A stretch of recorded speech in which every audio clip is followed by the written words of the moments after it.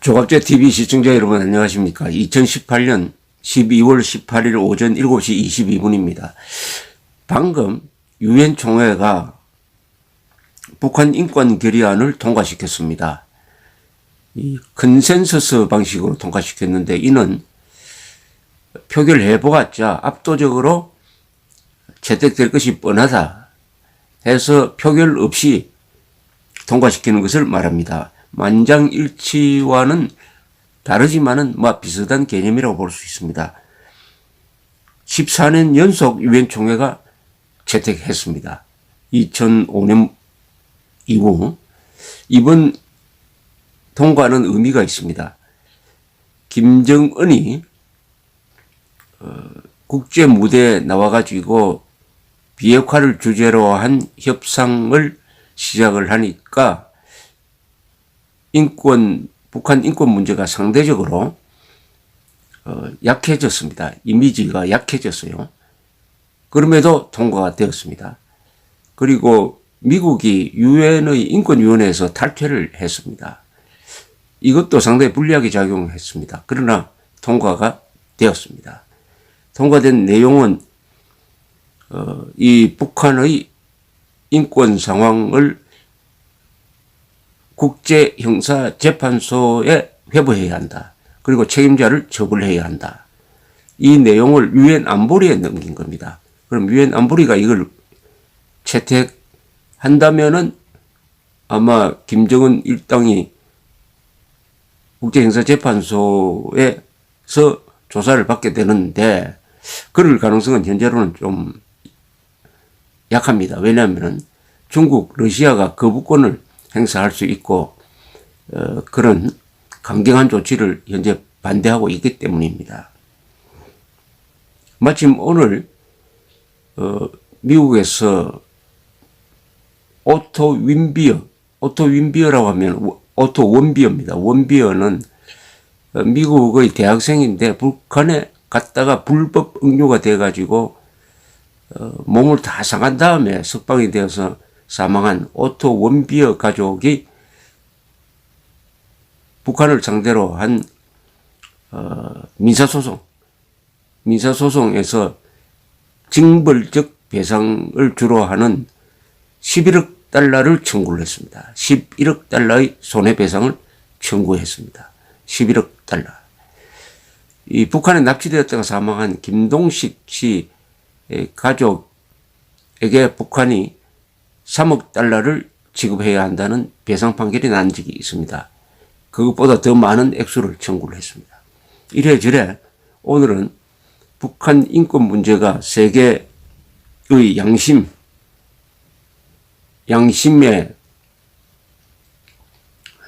비추어 주목을 받는 날이 되었습니다. 이 북한 인권 결의안은 일본과 유럽연합 국가가 앞장서서 안을 작성을 하고요. 미국, 한국 등 61개국이 공동제안국으로 참여를 했습니다. 여기 한국이 빠지지 않았습니다.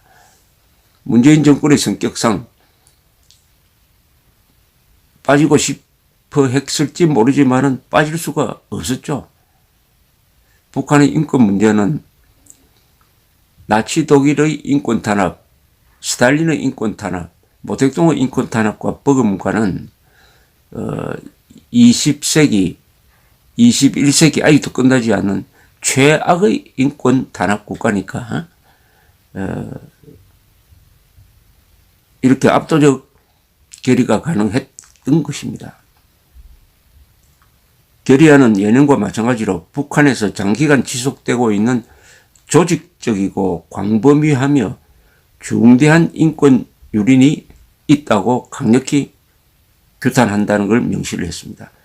고문과 가혹행위, 강간과 공개처형, 자의적 구금, 법치의 결력, 정치적, 종교적 이유에 따른 사형 선고, 연좌제, 강제 노동 등이 계속되고 있다고 했습니다. 계속되고 있다고. 왜 계속되느냐? 이렇게 누르지 않으면은 누르지 않으면은 북한 정권을 유지할 수 없기 때문입니다. 그러니까 북한 정권 유지를 위해서 인간 말살이 자행되고 있다. 즉 북한 동포 2,500만 명이 노예 상태로 살고 있다. 우리가 말하는 통일은 감상적인 통일도 아니고 바로 2,500만 노예 해방의 의미가 있습니다. 노예 해방입니다. 북한 노예 해방. 북한 2,500만 노예 해방을 위해서 자유통일이 필요한 것입니다. 연방제 통일은 북한 노예 제도를 계속하겠다는 것입니다. 그러니까 우리가 앞으로 북한 문제를 이야기할 때 노예 해방이라는 말을 써야 합니다. 그래야 실감이 오죠. 북한 공산주의 체제 노예제 국가다 이렇게 보면 됩니다. 북한 노예제 국가, 노예제 국가, 노예. 북한 당국이 반인도 범죄에 해당하는 범죄 등 인권 유린의 책임자들을 기소하지 않는 것에 대해서도 우려를 표시했습니다. 기소하려면은 김정은을 잡아 넣어야 되니까 불가능하죠. 유엔 안보리가 북한 상황을 국제형사재판소에 회부하는 방안을 검토하고 인권 유린에 가장 책임이 있는 것으로 보이는 사람들을 겨냥한 맞춤형 제재 개발을 검토하는 등 북한 인권 유린의 책임 규명과 처벌을 위한 적절한 조치를 취할 것을 공고했습니다. 이번에 이 결의안에서. 이제는 책임 추궁으로 더 깊게 들어가고 있습니다. 책임 추궁. 김정은이가 북한 인권 결의에 이렇게 민감하게 대응하는 게 이게 바로 자기를 향한다는 걸 잘 알죠. 자기를 향. 또 북한 정부에 대해서는 모든 인권 유린을 중단하고 정치범 수용소를 즉각 폐쇄하고 정치범들을 석방하라 라고 또 요구를 했습니다. 이 유엔 주재 북한 대표 김성 대사는 결의안 채택 전에 발언을 통해서 북한의 이미지에 먹칠을 하고 북한의 정치 사회 제도를 전복하려는 적대 세력의 정치적 음모라고 주장하면서 완전하고 전면적으로 거부한다고 말했습니다. 이 토론 과정에서 이 합의 방식의 이 인권 결의안 채택에 반대한 나라가 있습니다. 합의 방식 중국, 러시아, 이란, 베네수엘라, 쿠바입니다. 좀 문제가 있는 나라죠. 다 쿠바는 베네수엘라하고 친하고 북한과 친한 나라입니다. 이란은 핵 개발하고 있는 나라죠. 중국, 러시아는 후견 국가입니다. 문제아들입니다. 중국, 러시아, 이란, 베네수엘라, 쿠바 세 개의 문제아입니다. 북한의 인권 탄압을 비호한다고 그럴까요? 어쨌든 그리고 수단은 이 수단 대통령이 또 국제형사재판소에 넘어가 있습니다. 그러니까 북한 인권 결의안 초안 내용 중에서 북한 상황을 국제형사재판소에 회부한다는 방안을 적시한 것을 빼줬으면 좋겠다 해가지고 수정안을 제출했는데 표결이 어떻게 됐냐. 찬성 19표, 반대 99표, 기권 43표. 그러니까 압도적으로 부결되고 말았습니다. 세계의 양심은 아직 살아있다. 그런데 이 결의안에 대해서 제일 적극적으로 박수를 보내고 북한 인권 문제를 국제무대에서 가장 진지하게 제기해야 할 책임자가 문재인 대통령입니다. 바로 동포 아닙니까? 동포.